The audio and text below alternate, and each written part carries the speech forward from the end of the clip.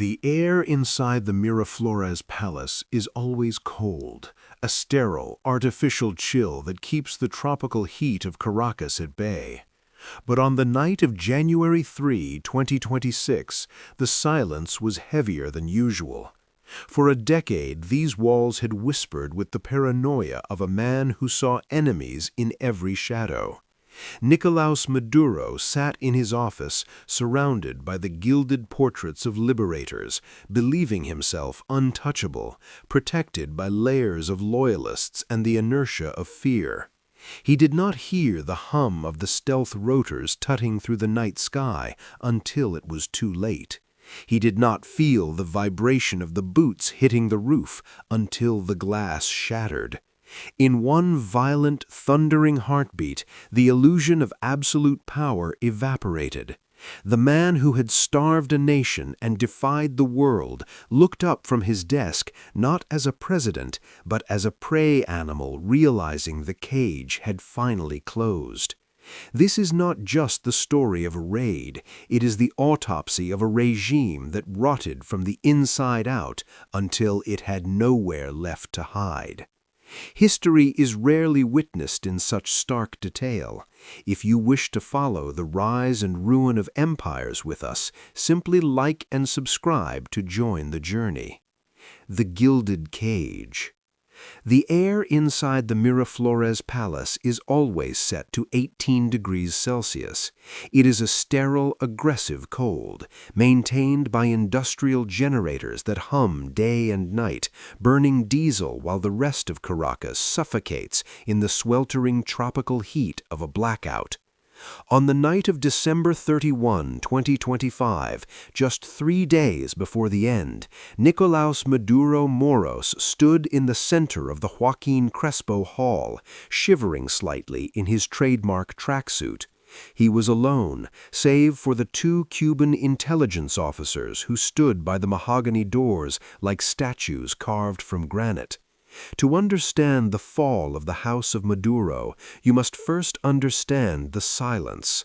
For a decade, the regime had filled the airwaves with noise, screaming speeches about Yankee imperialism, the rhythmic pounding of salsa music at rallies, the orchestrated cheers of the colectivos. But in the final days, the noise had stopped. The palace had become a mausoleum. The grand chandeliers of the Ayacucho room, where he once hosted heads of state, were dimmed to save power, casting long, warped shadows across the parquet floors. The portraits of Simón Bolívar and Hugo Chávez seemed to stare down from the walls with a judgment that no amount of propaganda could silence. Maduro walked to the window, his heavy footsteps echoing in the emptiness. He pulled back the heavy velvet curtain just an inch. Outside, the city of Caracas was a skeleton. The streetlights were dead. The skyscrapers of the financial district were dark monoliths against a purple sky. There were no cars on Urdaneta Avenue, only the occasional patrol of a National Guard tank, its headlights cutting through the gloom like the eyes of a deep-sea predator. But if you listened closely, past the hum of the air conditioning and the beat of your own heart, you could hear it, a low, metallic rhythm rising from the barrios in the hills. Clang, clang, clang. The cacerolazo. It was the sound of hunger, thousands of empty pots and pans being beaten with spoons, a symphony of desperation that had become the soundtrack of the revolution. In the early years, Maduro had laughed at them. He had danced on television while they banged their pots, but now the sound terrified him.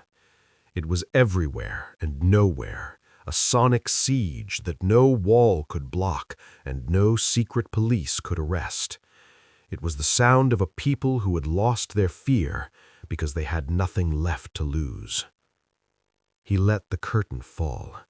He turned back to his desk, a massive expanse of polished wood cluttered with secure phones that rarely rang anymore. On the surface lay a report from the SEBIN, the intelligence service. It was thin, lacking the usual flowery revolutionary language. Its conclusion was blunt. Loyalty in the barracks is at 30%. The cartel is fracturing. For years, Maduro had ruled not by love, but by complicity. He had turned his generals into millionaires, handing them the keys to the oil industry, the gold mines, and the drug trade, the so-called cartel of the suns. He had made them so rich and so guilty that they could never leave him. They were bound together by the crimes they had shared. But the Americans had changed the equation. The indictments from the Southern District of New York, the $50 million bounty on his head, and the seizing of assets in Miami and Madrid had turned his loyalists into rats in a burning building. He sat down, the leather chair groaning under his weight. He looked at the plate of food on the corner of the desk, a cold arepa and a slice of imported ham. He hadn't eaten it. He couldn't remember the last time he had tasted food without wondering if it was poisoned. His paranoia had become a living thing, a parasite that consumed him from the inside. He no longer slept in the presidential bedroom. He moved between safe houses and the underground bunkers of Fuerte Tiuna, never spending 2 nights in the same bed.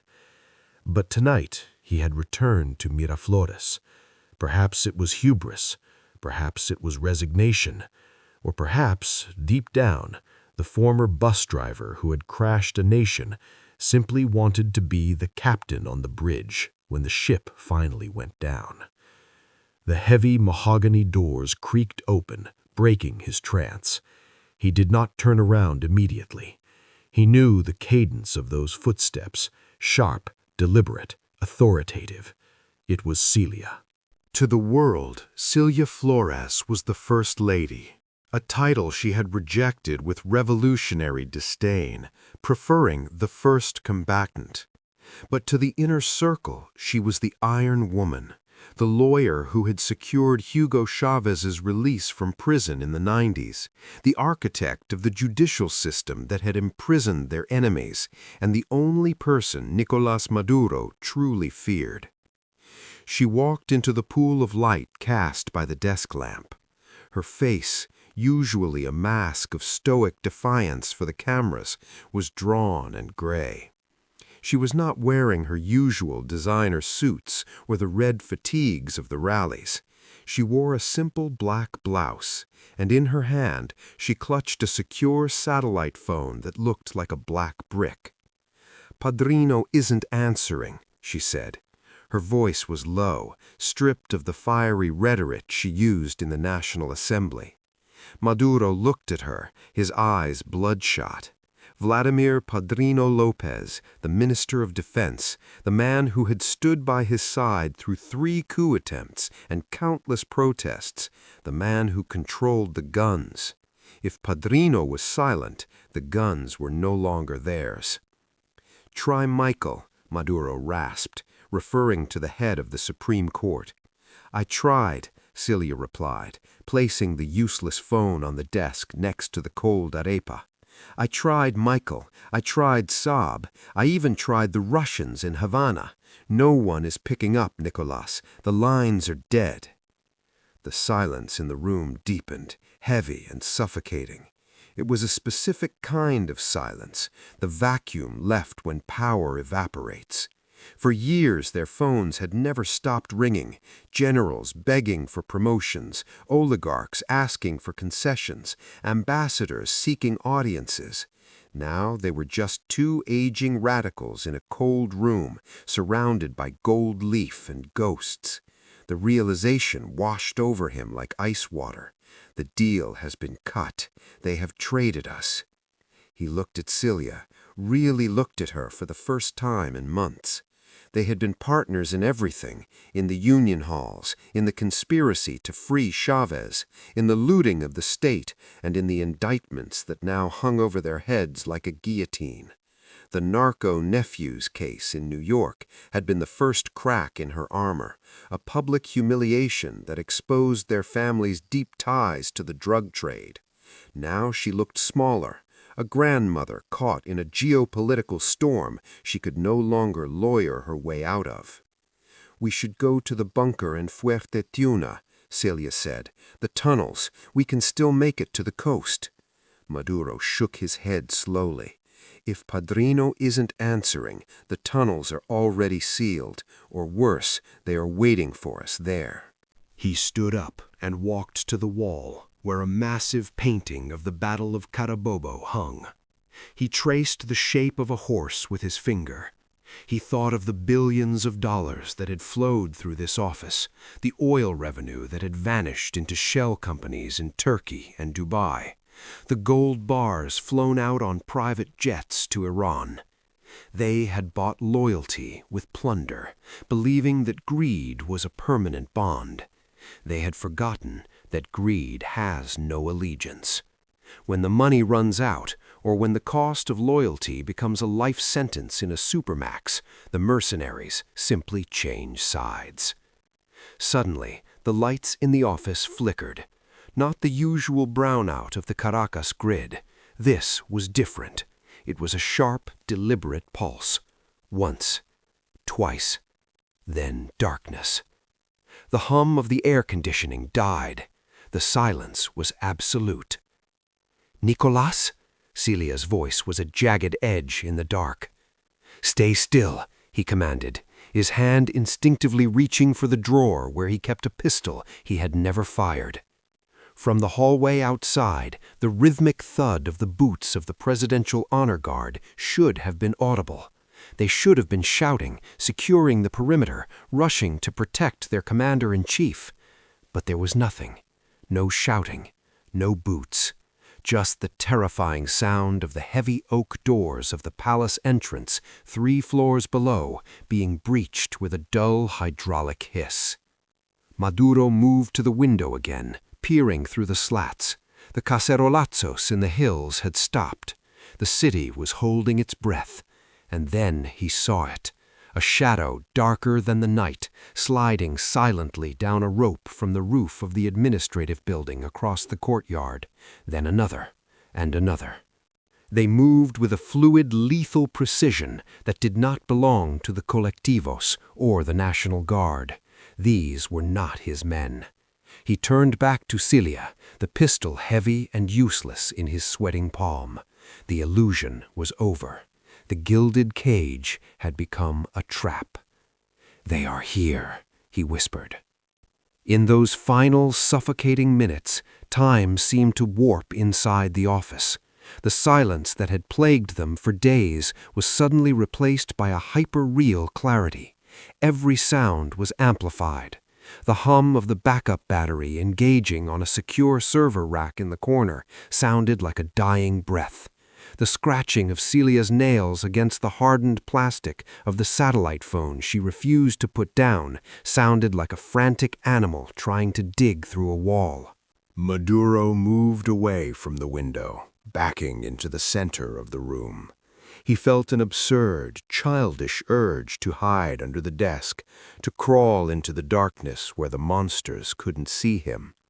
He looked at the portraits on the wall, Bolivar with his sword, Chavez with his red beret. For years he had worn their imagery like a costume, draping himself in the aesthetics of revolution to hide the hollowness of his own rule. He had shouted, "Patria o muerte," fatherland or death, 1,000 times, but standing there in the dark, sweating through his synthetic tracksuit, he realized he had chosen neither. He had chosen survival, and even that choice was now being stripped away. "Why aren't they shooting?" Celia hissed, her voice trembling with a rage that barely masked her terror. "Where is the honor guard? Where is the Sabin?" "They are gone, Celia," Maduro replied, his voice sounding hollow, as if it belonged to someone else. "They opened the gates." It was the ultimate betrayal, yet it was the only logical conclusion. The Cartel of the Suns was not a brotherhood, it was a business. And in business, when a liability becomes too toxic, you liquidate it. Padrino, Michael, the generals, they hadn't just stopped answering the phone. They had likely provided the Americans with the grid coordinates, the shift changes of the guards, the blueprints of the bunker. The price of their immunity was his head. A sudden sharp crack echoed from the courtyard below, the sound of a flashbang grenade detonating. It was followed by a low thump, thump, thump of suppressed gunfire. It wasn't the chaotic spray of AK-47 fire he had heard during the coup attempts of 2019. This was rhythmic, controlled, professional. Celia gasped, dropping the phone. It hit the parquet floor with a dull thud. She looked at him, her eyes wide, stripping away the first combatant persona to reveal the terrified wife beneath. "Nicolás, do something! Call the people! Call the colectivos! Tell them to come to the palace!" Maduro looked at the dead landline. "The people are hungry, Celia. They aren't coming." He realized then that the civic-military union he had bragged about was a myth. There would be no mass uprising to save him. There would be no human shield of adoring supporters. There was only the empty street, the dark palace, and the men in black gear moving up the stairs. He sat back down in the leather chair, the pistol still in his hand. He looked at the gun. It was a Glock, gifted to him by a general years ago. He weighed it in his palm. The revolutionary heroes in the stories always went down fighting. Salvador Allende had died with an AK-47 in the Moneda Palace. But Nicolás Maduro was not Allende. He was a survivor, a pragmatist, a man who had danced salsa while his country burned. He placed the gun on the desk, sliding it away from him. The heavy oak doors of the office shuttered. Not a knock, but a test. Someone was on the other side. He saw the shadow of feet beneath the doorframe. He saw the green glow of a chemical light stick seeping through the crack. He looked at Celia one last time. She was weeping silently, clutching the edge of the desk. "It's over," he whispered. The doorknob turned. Operation Absolute Resolve. 4,000 miles away, in a windowless room beneath the west wing of the White House, the world was reduced to a series of high-definition screens. It was 01:48 a.m. Eastern Standard Time. The air in the Situation Room was recycled and tense, smelling faintly of coffee and stale adrenaline. A dozen analysts, generals, and the President of the United States watched the live feed transmitted from the helmet cameras of the operators and the thermal imaging of a Reaper drone circling at 20,000 feet above Caracas. On the main screen, the Miraflores Palace was a ghostly monochrome of white heat signatures against a black background. "Target is static," a voice from the Joint Special Operations Command, JSOC, confirmed over the secure line. "Heat signatures consistent with the primary and secondary targets in the West Wing office." The President leaned forward, his hands clasped. This was the gamble of the century. For years, the United States had relied on sanctions, diplomacy, and the slow strangulation of the Venezuelan economy. But the intelligence that had arrived 48 hours earlier changed everything. The regime wasn't just collapsing, it was preparing to liquidate the gold reserves and flee to a non-extradition country, taking the evidence of a decade of narco-terrorism with them. If they left, justice would never touch them. Operation Absolute Resolve was not an invasion, it was a surgical extraction designed to be over before the sun rose over the Avila mountain. "Execute," the President said softly. In the humid darkness above the Caribbean Sea, the command traveled at the speed of light to the cockpit of the lead MH-60 Stealth Blackhawk. The pilot, call sign Ghost 1, flipped a switch. The rotors, already modified for noise reduction, seemed to purr rather than roar. The formation of 4 helicopters dropped from their holding pattern, skimming the waves before rising sharply over the coastal mountains that separated the sea from the capital city. Caracas was sleeping the sleep of the exhausted. The blackouts had become a mercy, hiding the decay of the city from the sky. As the helicopters swept over the slums of Petare, they were invisible, black shapes against black sky, their heat signatures masked, their noise dampened by the wind. Inside the cabin of Ghost One, the team leader of the Delta Force squadron checked his weapon. He was a man who had hunted high-value targets in Syria and Afghanistan, but this was different. They weren't hunting a terrorist in a cave. They were hunting a head of state in his palace.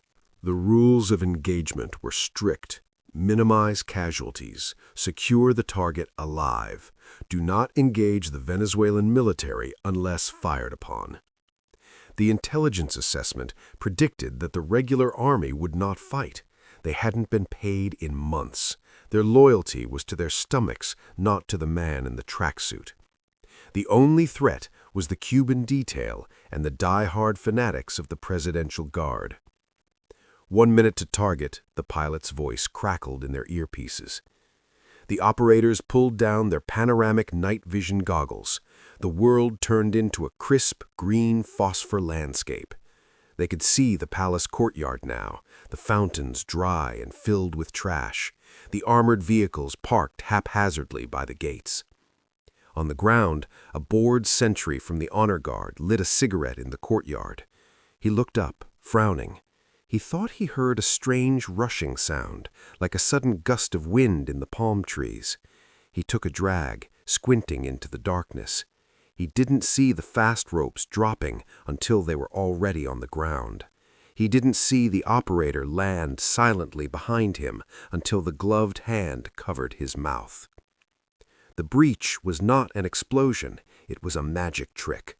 One moment, the courtyard was empty. The next, 24 heavily armed men were moving across the cobblestones with the fluid, synchronized grace of a single organism. They flowed toward the main administrative building, their suppressed rifles scanning the windows. Then, the first mistake happened. A guard on the second-floor balcony, perhaps more alert than the others, saw the movement. He didn't shout. He panicked.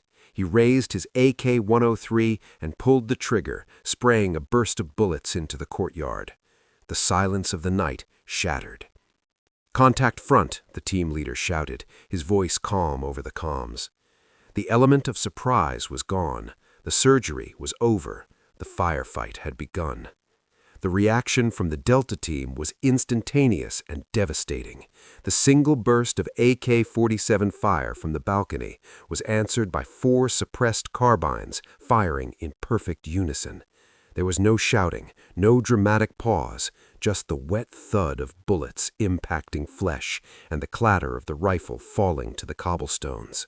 The guard draped over the railing like a forgotten flag. "Moving," the team leader said.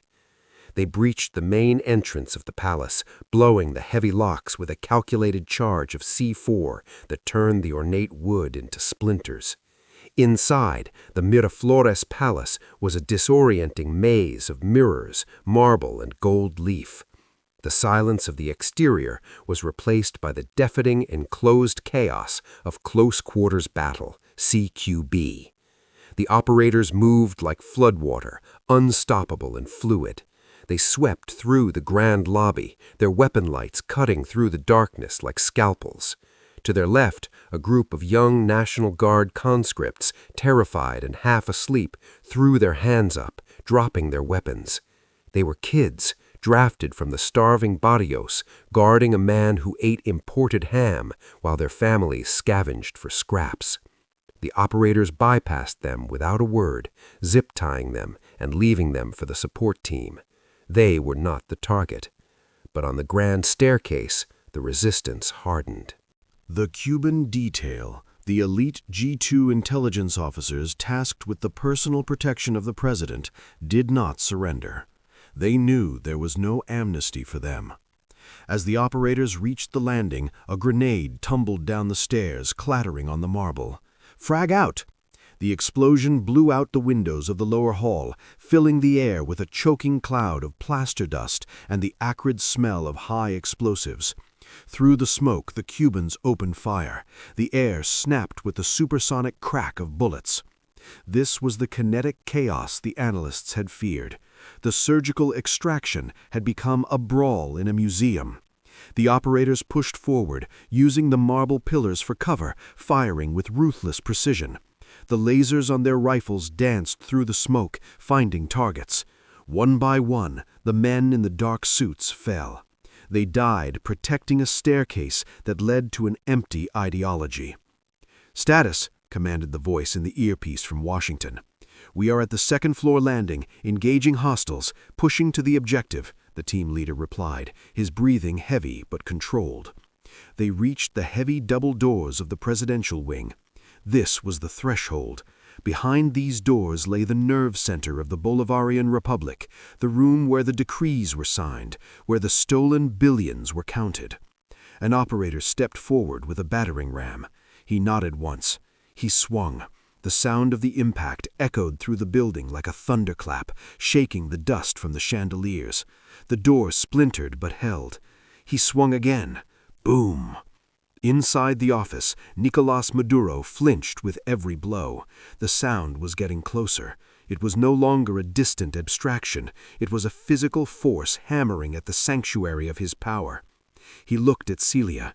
She was pressing herself against the bookshelf, her eyes squeezed shut, muttering a prayer to a god she had ignored for years.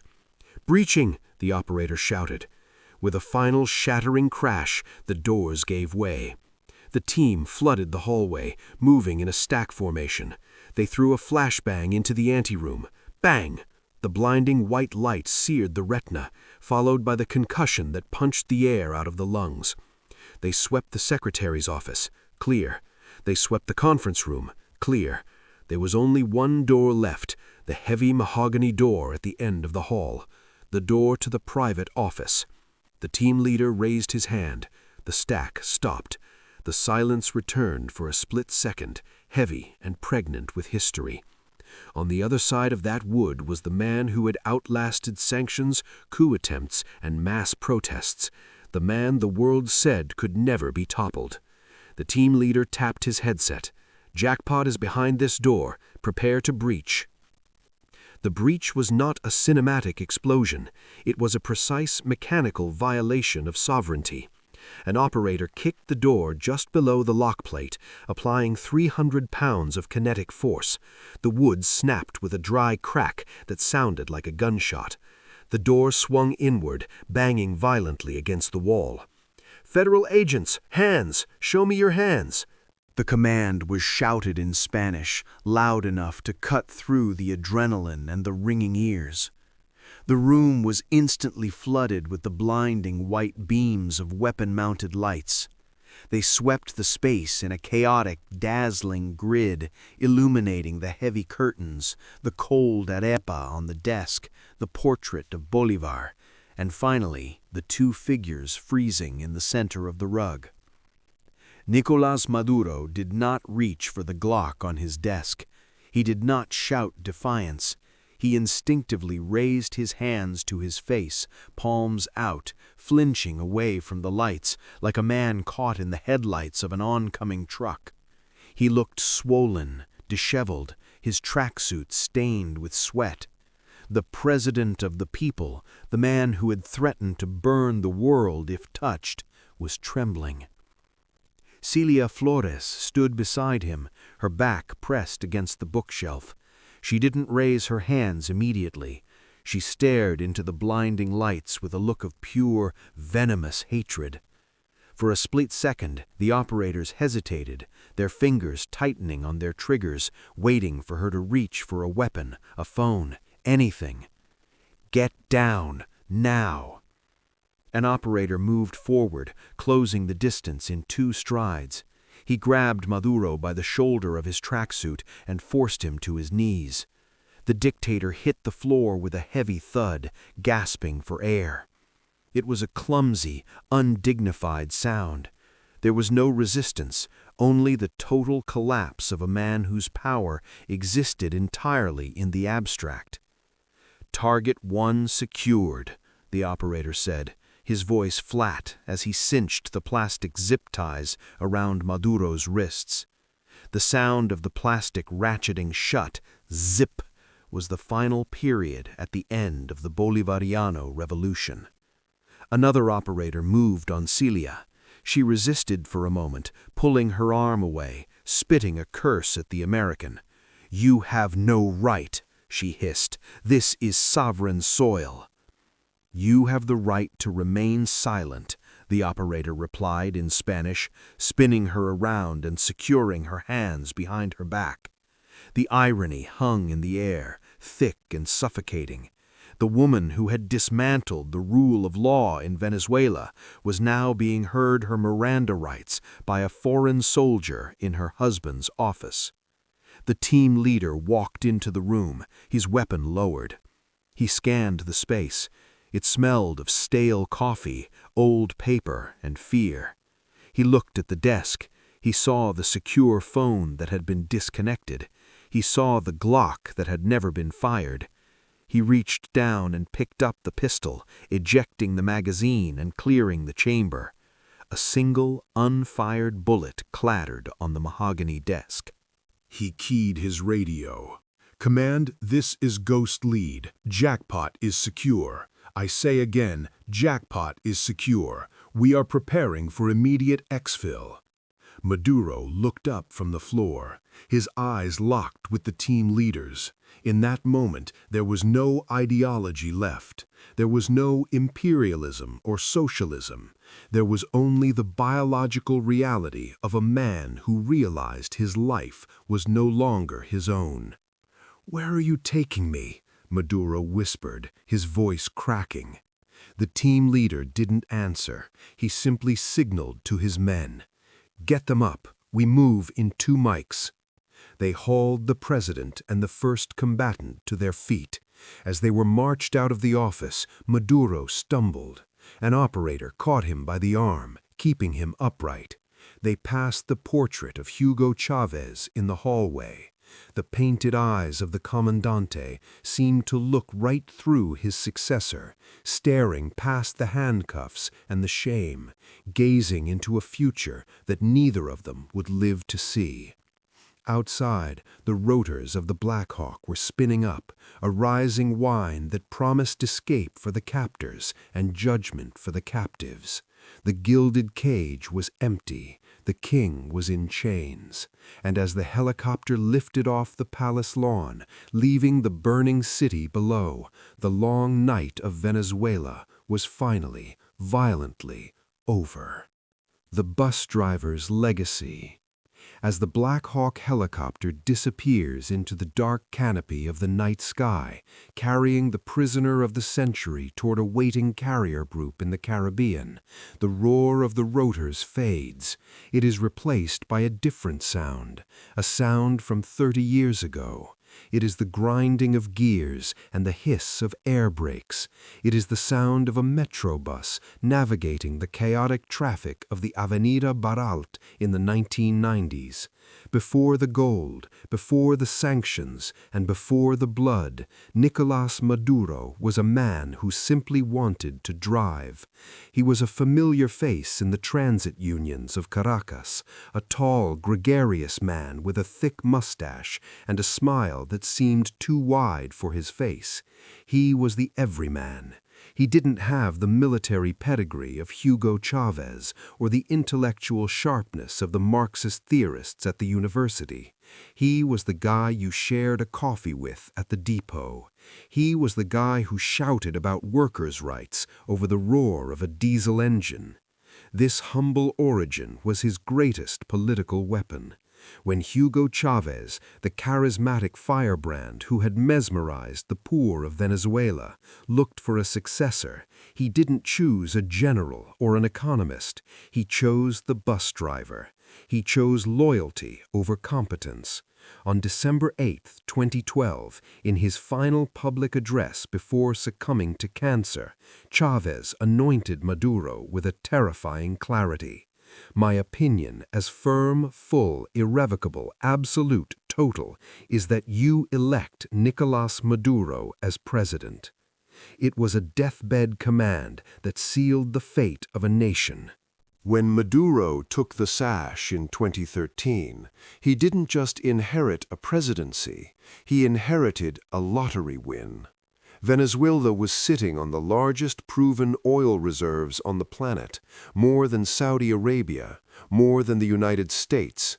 The barrel was trading at over $100. The country was awash in petrodollars.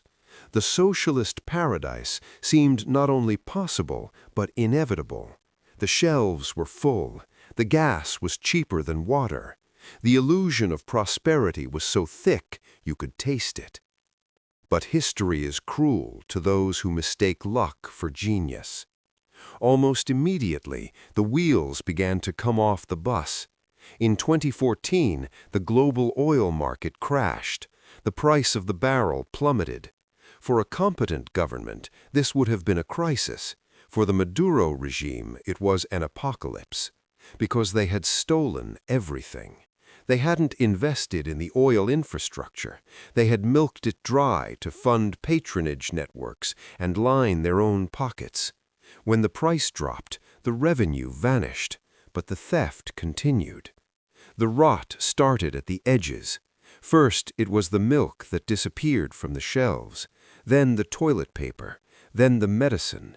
The economic war that Maduro screamed about on television was a fiction. The real war was simple math. You cannot plunder a nation's primary industry, fix the currency rates to benefit your cronies, and expect the lights to stay on. Maduro, the man who claimed to understand the working class, watched as the working class began to starve. He didn't change course, he doubled down. He printed money. He printed so much money that the bolivar, the currency named after the liberator, became worthless confetti. We saw images that defied comprehension. People weaving handbags out of banknotes because the paper was worth more as a craft material than as currency. We saw shopkeepers weighing stacks of cash on scales because counting it took too long. The bus driver had climbed into the cockpit of a complex, modern economy, locked the doors, and driven it straight into a wall. And when the passengers started to scream, he didn't hit the brakes. He turned around and blamed them for the crash. The tragedy of Venezuela was not just that it became poor, it was the speed of the collapse. It was a free fall. By 2016, the hunger had acquired a dark, cynical nickname on the streets, the Maduro diet. It wasn't a regimen, it was a slow-motion famine imposed on a population that had grown up believing they lived in a wealthy nation. The average Venezuelan lost 19 pounds in a single year. The poor began to hunt for sustenance in the garbage bags of the rich, only to find that the rich were throwing away less and less. In the sweltering heat of Maracaibo, once the oil capital of the continent, surgeons operated by the light of cell phones because the grid had failed. In the nurseries of Caracas, premature babies died in incubators that turned cold when the power cut out. These were not casualties of war or natural disaster. They were the victims of a theft so massive it defies comprehension.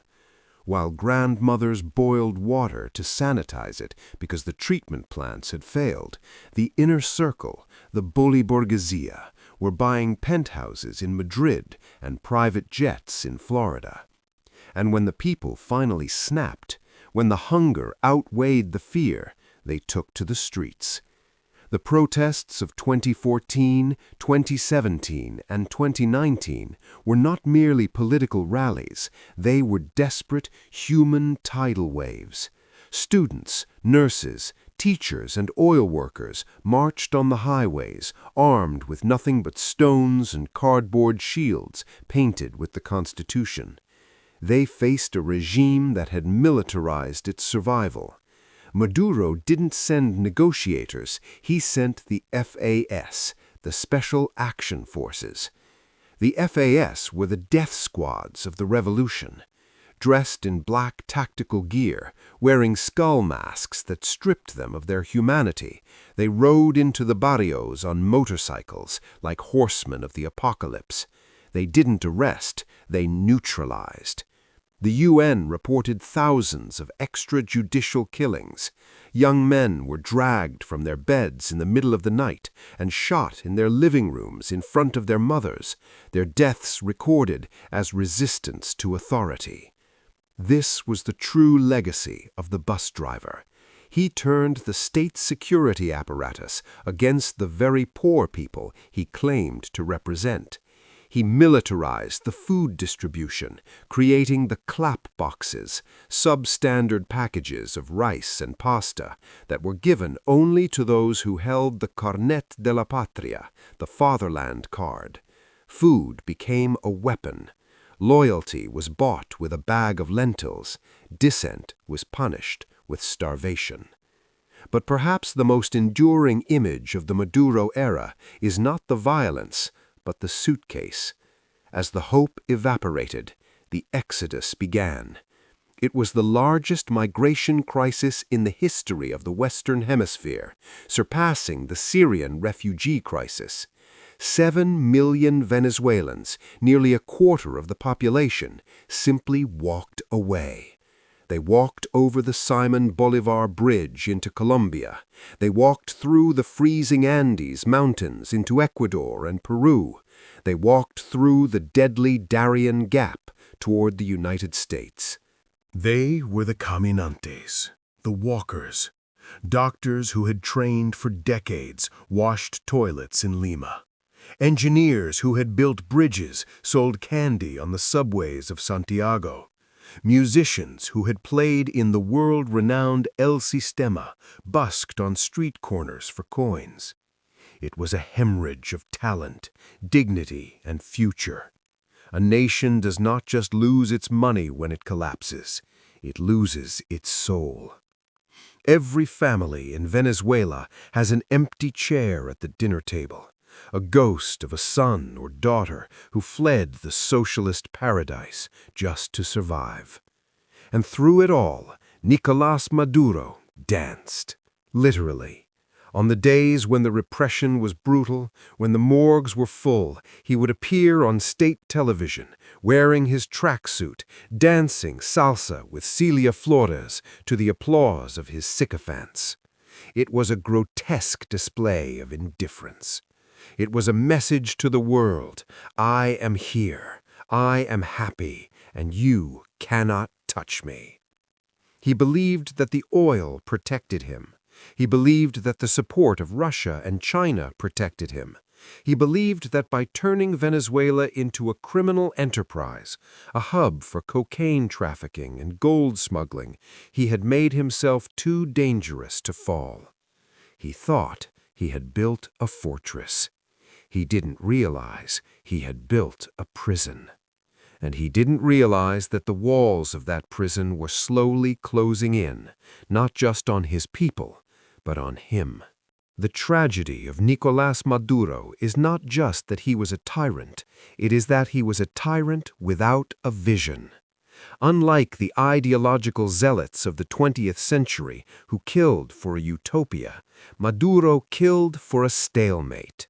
His only political philosophy was survival. To keep the palace, he sold the nation piece by piece. He mortgaged the oil fields to China to pay the interest on the debts. He gave the gold mines of the Orinoco Arc to the Russians and the Turks in exchange for protection that vanished the moment the American stealth helicopters crossed the coastline. He had convinced himself that the geopolitics of the new Cold War would be his armor. He believed that Moscow and Beijing viewed him as a strategic partner, a vital beachhead in the Western Hemisphere. He failed to understand the cold calculus of superpowers.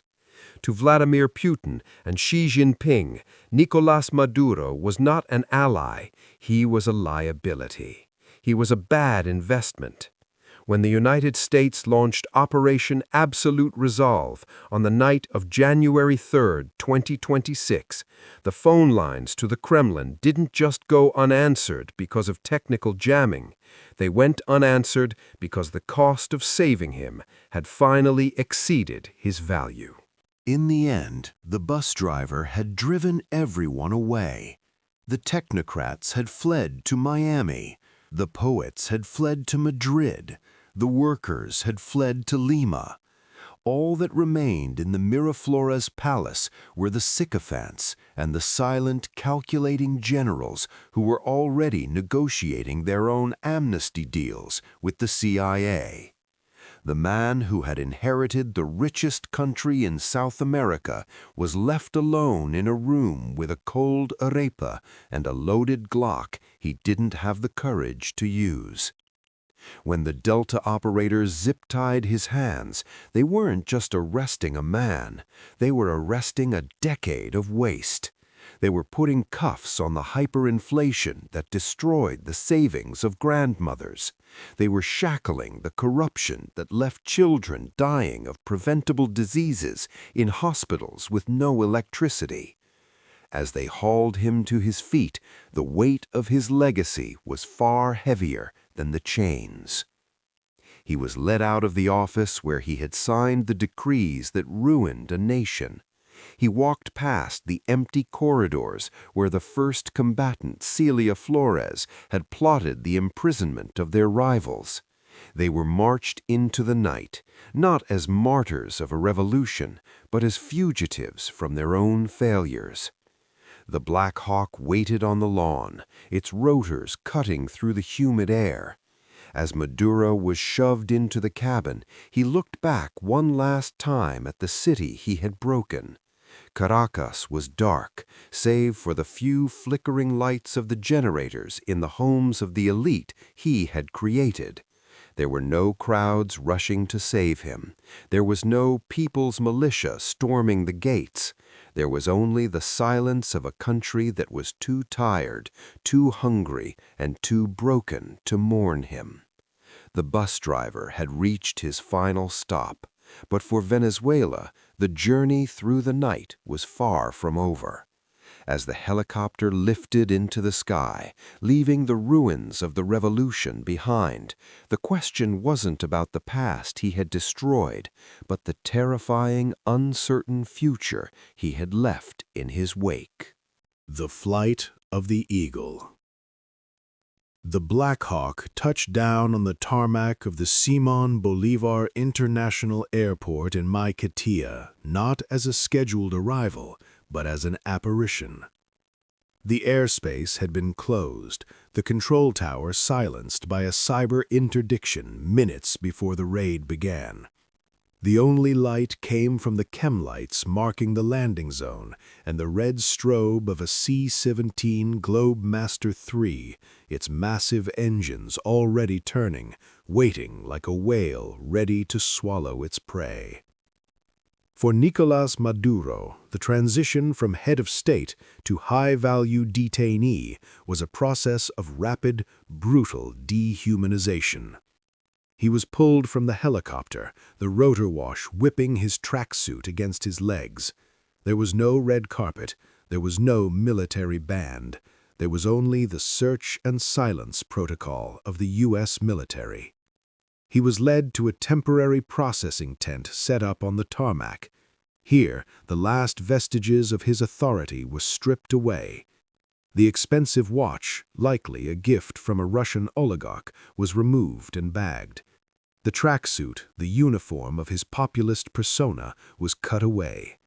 He was subjected to a cavity search, a standard procedure for detainees, but a metaphysical violation for a man who had spent a decade believing he was a god. He was given an orange jumpsuit, the universal uniform of the powerless. When he was walked up the ramp of the C-17, shackled at the wrists and ankles, he was wearing noise-canceling headphones and blackout goggles. This is a technique designed to induce capture shock, to disorient the prisoner, to sever their connection to the world they controlled. He could not see the Venezuelan coastline fading away. He could not see the lights of La Guaira flickering in the blackout.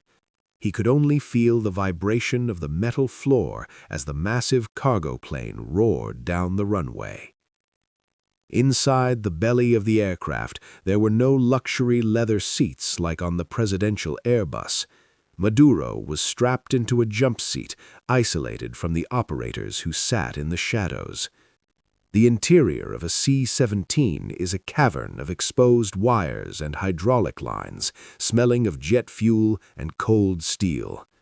It is loud, a constant deafening drone that makes thought difficult. As the plane banked north, crossing into international airspace, the first combatant, Celia Flores, sat across from him, also hoodwinked and shackled. They were inches apart, yet millions of miles from the world they had built. For 10 years, they had flown on private jets to Havana, Moscow, and Tehran, treated as royalty. Now they were cargo.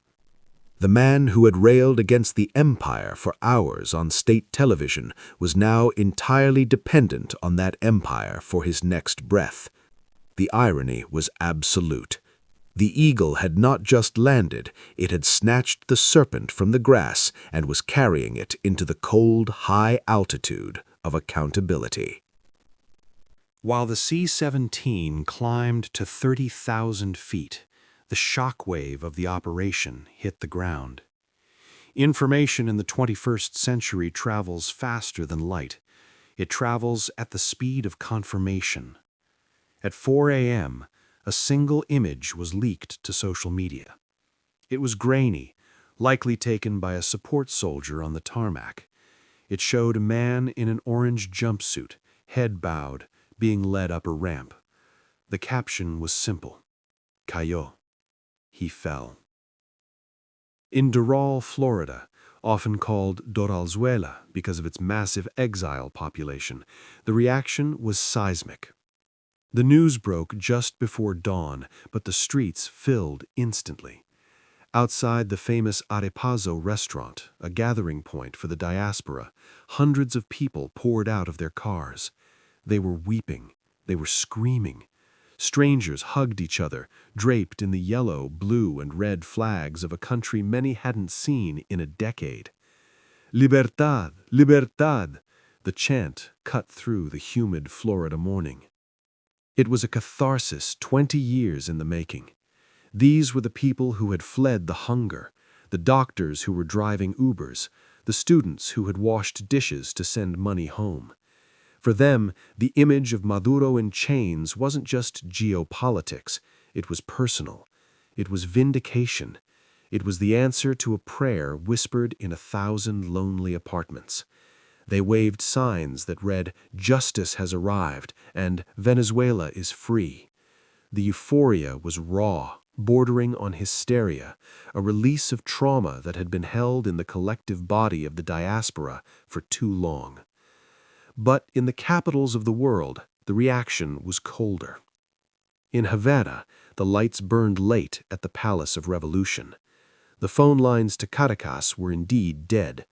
Miguel Díaz-Canel, the Cuban president, issued a furious statement condemning the state terrorism of the Americans.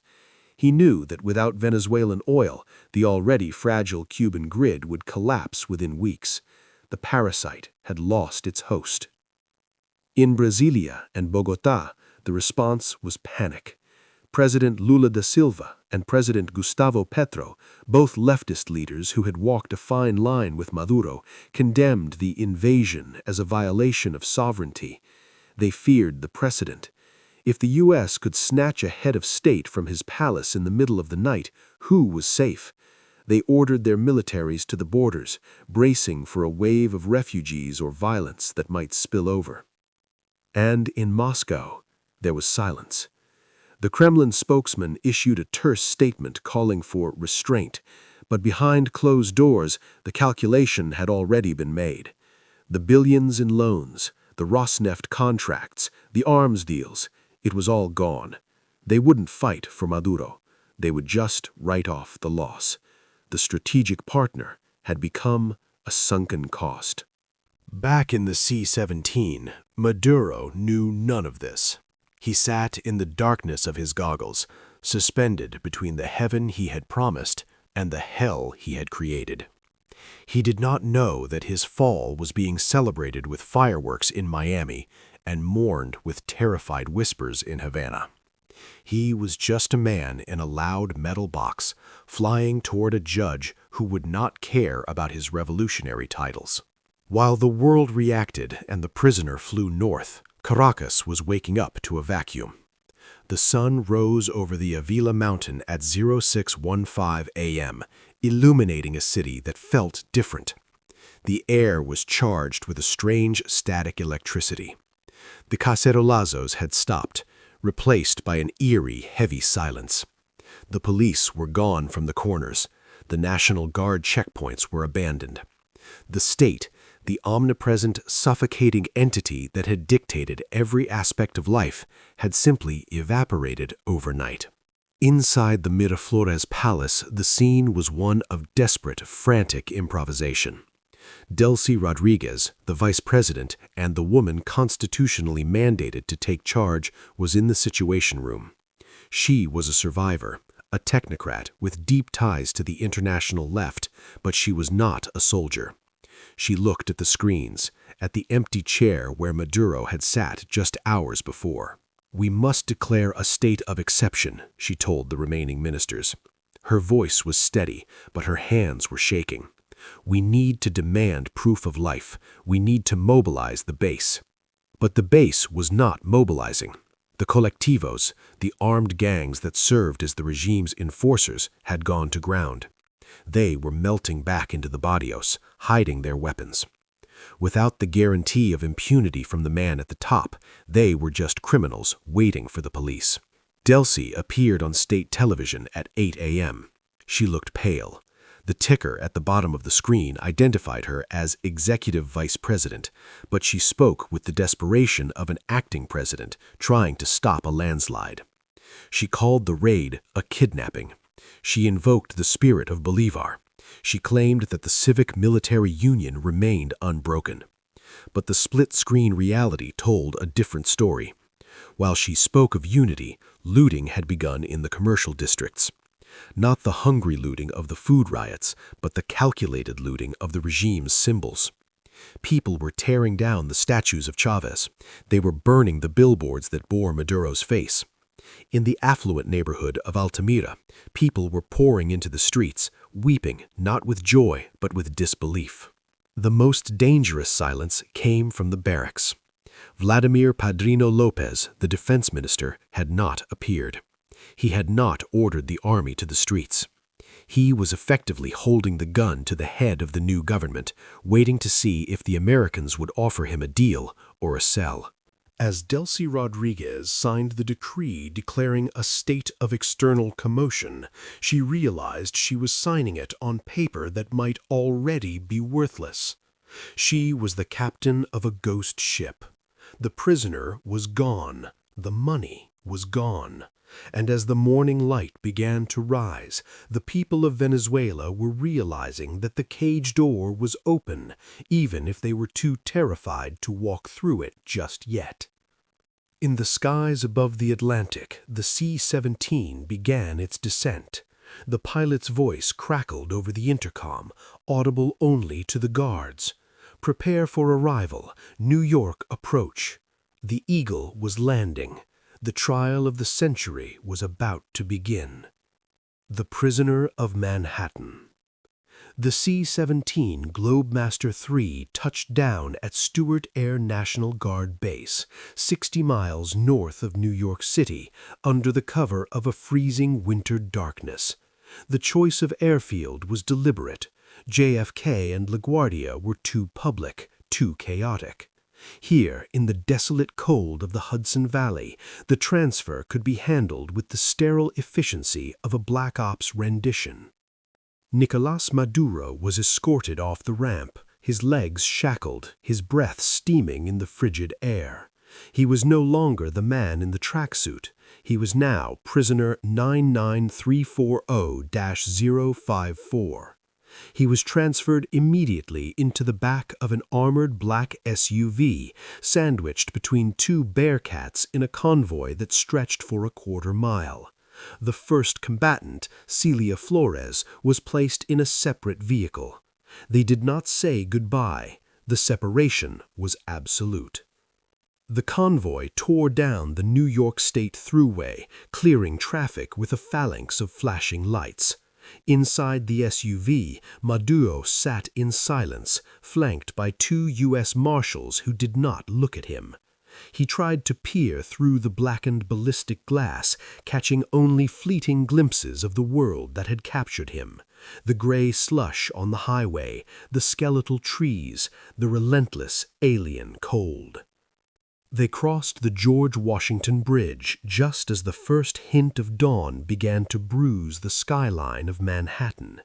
To his left, the city rose like a fortress of glass and steel, a monument to the capitalism he had spent a lifetime denouncing.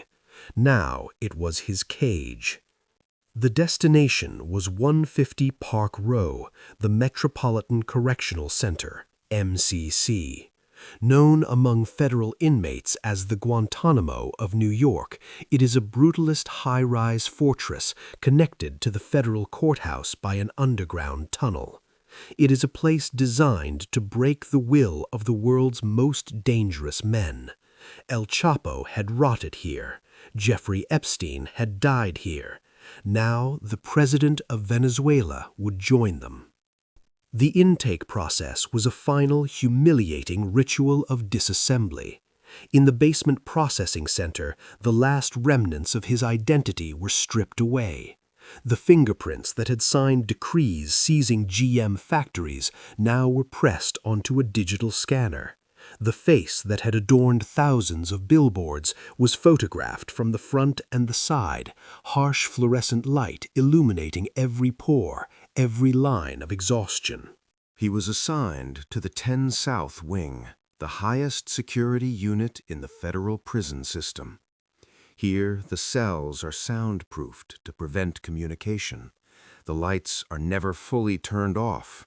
The windows are frosted so that inmates can see only the sky, never the street. As the heavy steel door slammed shut, locking him into a 7 by 12-foot concrete box, Nicolás Maduro's were struck by the silence. It was different from the silence of the palace. That had been the silence of isolation. This was the silence of erasure. He sat on the thin mattress, shivering in his orange jumpsuit. There were no portraits of Bolivar here. There were no generals to command. There was only a stainless steel toilet and a Bible he would not read. The revolution had ended not with a bang, but with the clicking of a deadbolt in lower Manhattan. The arraignment took place 48 hours later at the Daniel Patrick Moynihan United States Courthouse at 500 Pearl Street. The tunnel that connected the jail to the court allowed them to move him without him ever seeing the sun. He was brought up in a freight elevator, surrounded by a tactical team of marshals, his wrists handcuffed to a belly chain. The courtroom was packed. The gallery was a sea of journalists, diplomats, and intelligence officers. In the back rows, representatives from the Venezuelan diaspora sat in stunned silence, clutching their flags. They needed to see it with their own eyes to believe it. When Nicolás Maduro was led into the courtroom, a gasp rippled through the room. He looked smaller, without the lifts in his shoes, without the shoulder pads of his suits, without the podium. He was just a heavy-set, aging man with frightened eyes. He scanned the room, looking for a friendly face, but found only the cold stares of the prosecutors who had spent years building the case against him. All rise. The Honorable Alvin Hellerstein, a veteran judge of the Southern District, entered the room. He sat down and adjusted his glasses, looking over the rim at the defendant. "Mr. Maduros," the judge said, his voice dry and devoid of theatricality, You are charged with narco-terrorism conspiracy, conspiracy to import cocaine, and possession of machine guns and destructive devices. The prosecutor, a sharp-suited assistant U.S. attorney, stood up to read the indictment. The words hung in the air, dismantling the myth of the socialist paradise, sentence by sentence.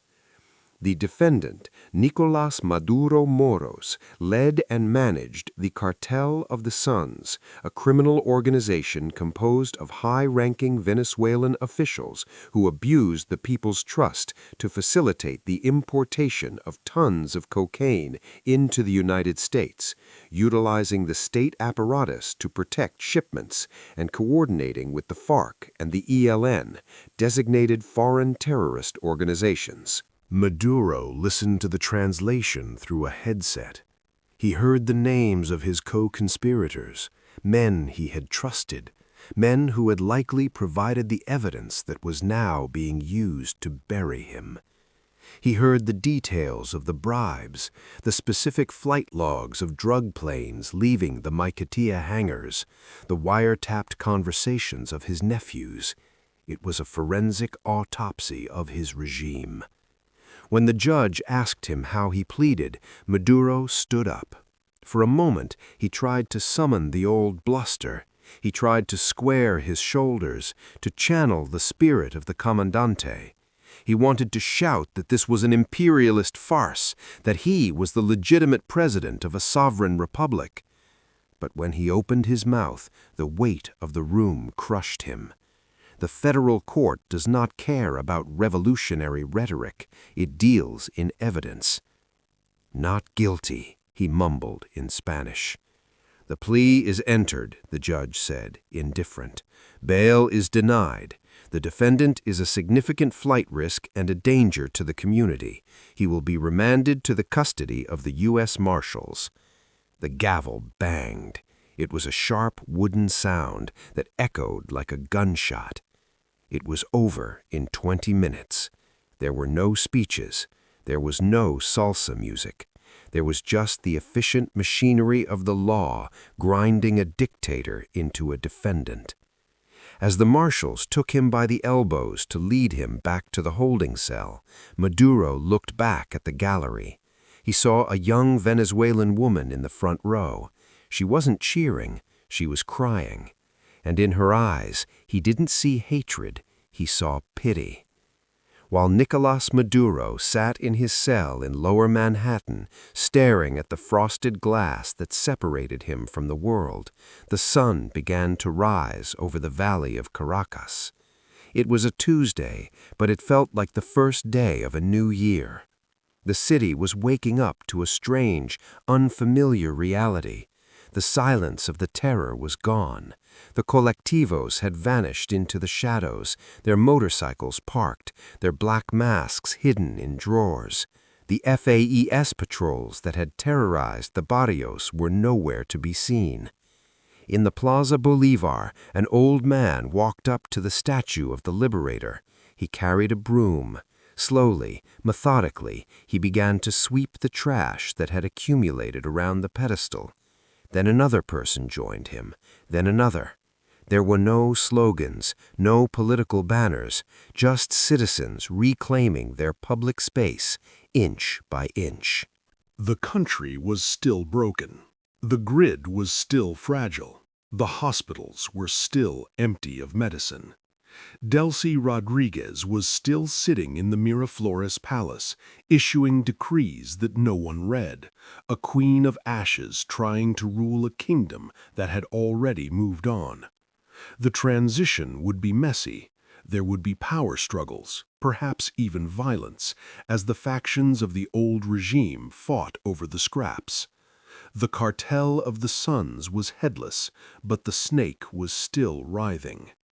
But the fear, the paralyzing, suffocating fear that had defined a generation, was gone. The monster was not under the bed anymore. He was in a cage in New York.